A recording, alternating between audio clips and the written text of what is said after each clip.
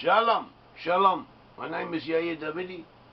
I'm speaking to you from the land of Israel, from an area on the outskirts of Jerusalem, near the biblical site of Bethlehem. And I'm speaking to you on liberated land which has been liberated from its illegal Arab oppressors and squatters. It has now begun to be resettled by Jewish pioneers. This is the truth, this is the reality, and this is what is desirable, and God willing it will continue, become greater and greater as time progresses. To all the events that at present we're concerned with the identity of the Lost 10 Tribes, our organisation Brit Am, Hebrew Nations, researches the whereabouts of the Lost 10 Tribes. We have found them amongst Western nations, that is, the Western nations including Ireland, the British Isles in general, also Scandinavia, Finland, Sweden, Denmark, Norway, Netherlands, part of France, Belgium, Switzerland, and their offshoots. This also includes North America, Canada and USA, Australia, New Zealand and portion of South Africa. We're not saying that everyone in these areas are descended from Lost 10 Tribes of Israel, because they are not. We are saying that these areas are where the Lost 10 Tribes were, where the Bible says they will be in the end times, so we are now getting close to the end times. So the Lost 10 Tribes are amongst these peoples, and there's no arousal at present in the direction of Hebrew identity, of Christians getting back to their Jewish roots, as if to say, to their Hebrew origins, and also people researching their ancestry and wanting to know where they came from, who they are, because this is important. And we can provide the answers to some of those who are searching, because if you are searching and if you have certain tendencies in a particular direction, the chances are that you too are descendants of Israel, descendants of the ancient Israelites, who were originally 12 tribes of Israel. These 12 tribes of Israel divided into two different sections. The majority of them, that is the northern 10 tribes, were taken away by the Assyrians and lost consciousness of their ancestry. But as we said, we have traced them, and we have shown through archaeology and through linguistics and historical sources in general that they are now to be found amongst Western nations. And this is confirmed by the Bible, by biblical passages, and our understanding of these biblical passages correlates or corresponds with Jewish sages who also wrote along the same lines as we present the case to be. Now, one of the passages concerning the Lost 10 Tribes in the end times is Isaiah chapter 11. Isaiah chapter 11 speaks of the Lost 10 Tribes returning. And this passage that we are about to speak about also specifically apparently indicates that the Lost 10 Tribes will be returning from the British Isles. That is one of the areas where the Lost 10 Tribes will be returning from, and the British Isles are referred to the Isles of the Sea. And the term islands of the sea was a classical term in general.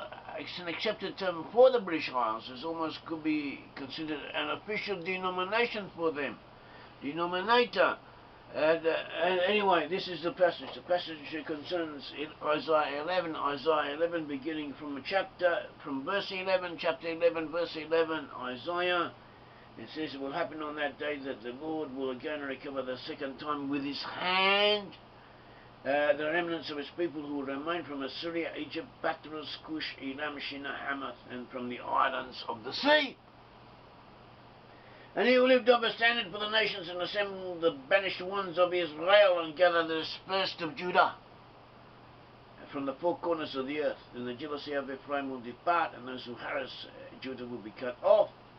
Ephraim will not be jealous of Judah, and Judah will not harass Ephraim. They will swoop down on the slopes of the Philistines on the west, but together they will plunder the sons of the east, and possess Edom and Moab, and the sons of Ammon will be subject to them. So this is how the verses are translated in the New American Standard Bible. Other translations say more or less the same thing. But we have looked at the original Hebrew, and we have come up with a slightly difference in the meaning of the simple Hebrew text. We'll read it out for your information so that you can get an impression of what it says. Though it's not really relevant, it's not really pertinent, it's not important for the message of this talk, it is worth knowing at all events the alternative translation of this section of Isaiah. So this is how we have translated it, basing ourselves on the previous translations, but changing it according to the simple meaning of the Hebrew text in Hebrew as we understand it. So it says, beginning from Isaiah 11:11, Isaiah 11:11, it says, it will happen on that day that Adonai, the Master, that is, will once again take possession with his hand of the remnant of his people who will remain from having been drawn out of Assyria, out of Mitzrayim, out of Patros, out of Cush, out of Elam, out of Shinar, out of Hamath, and from the islands of the sea. And lift up a standard for the nations, assemble the banished ones of Israel, and gather the dispersed of Judah. That is, the banished ones of Israel, those who have been cast out in Hebrew, the Nidchei Israel, those who have been cast out because, as the sages said, the lost in tribes were cast out to specific areas where they remained together as coherent entities, whereas the Jews were dispersed and were scattered all over the earth. But paradoxically, the Jews were the ones who retained the consciousness of their ancestry, whereas the others, the lost in tribes, the majority of the Israelites lost it, but they stayed together.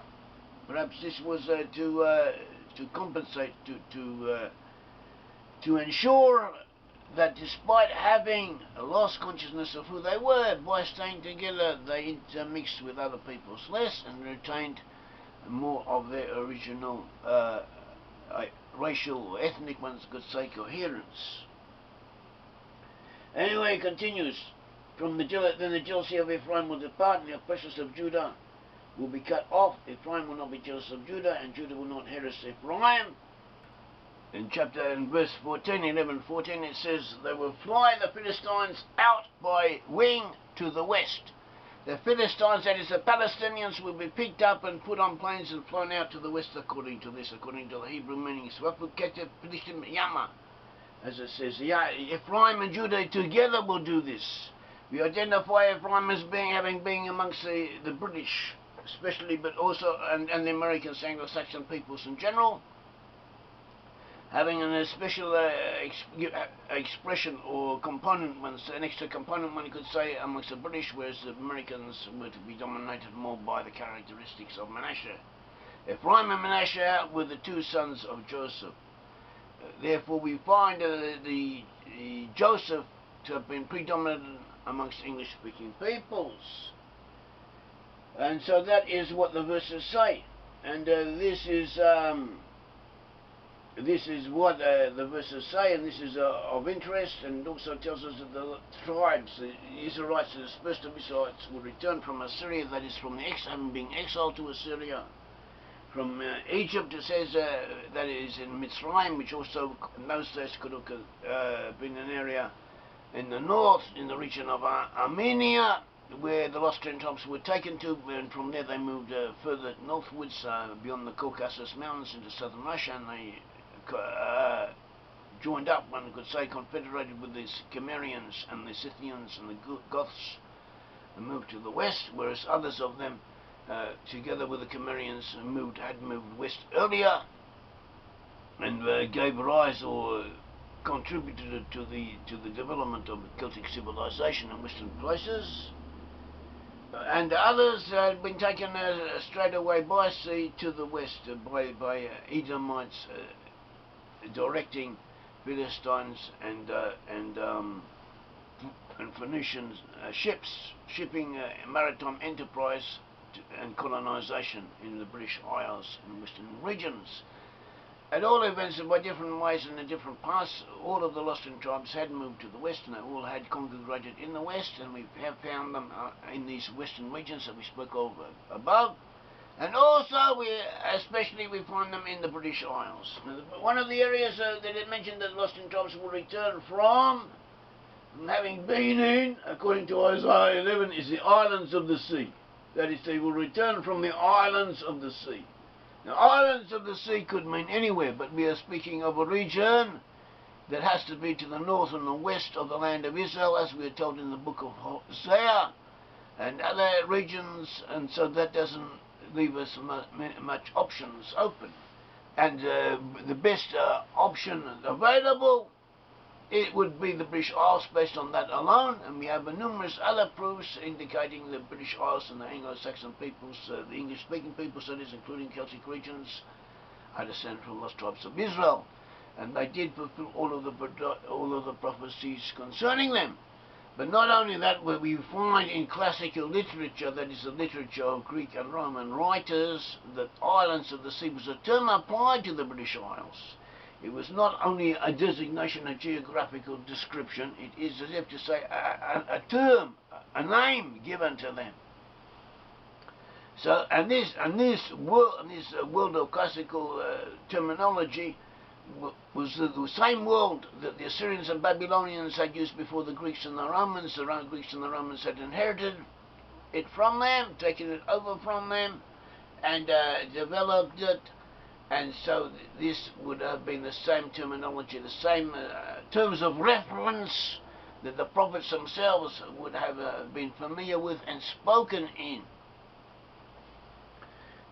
So this is itself a proof. Isaiah says that the lost in tribes will come back from the islands of the sea. Islands of the sea is what could be considered an official term at that time of the British Isles. And we have this, we have a Latin term. In Latin writings, the British Isles are referred to as Oceanae Insulae, or islands of the ocean. Islands of the ocean, islands of the sea, one and the same thing. We find, if we look it up under the heading Oceanae Insulae in Wikipedia, of all places, has a lot of sources confirming this statement of ours. The islands of the sea was a term applied to Britain, and the term was used by indigenous sources during the post-Roman period, who also used the term Oceanae Insulae. It's a term for the islands in the Atlantic and elsewhere. It quotes from the life of St. Columbia, and also it also mentions Adomnan of Iona, an Irish monarch, in the 600s CE. Also Jordanius in 551 in the Zketika. He also mentions the islands of the sea, islands of the ocean, and includes in this under this term North Atlantic area in general, and Scandinavia. Bede refers to the islands of the ocean as applying to Britain. Isidore Seville's etymology also uses this term. It lists Britannia Island and Scotia Hibernia and many other, Thule, that is Scandinavia, and many other, or Iceland, many other islands as islands or islands of the ocean. And so too we have other sources using this term. So the term was applied to the British Isles, the term was recognised as applicable to the British Isles, and therefore it strengthens the obvious conclusion that must be drawn from other sources and from the very context. The British Isles is where concerning lost in tribes, where the lost in tribes will come from, is a place of the ocean, and they are one and the same entity. Thank you. May the Lord God of Israel bless you.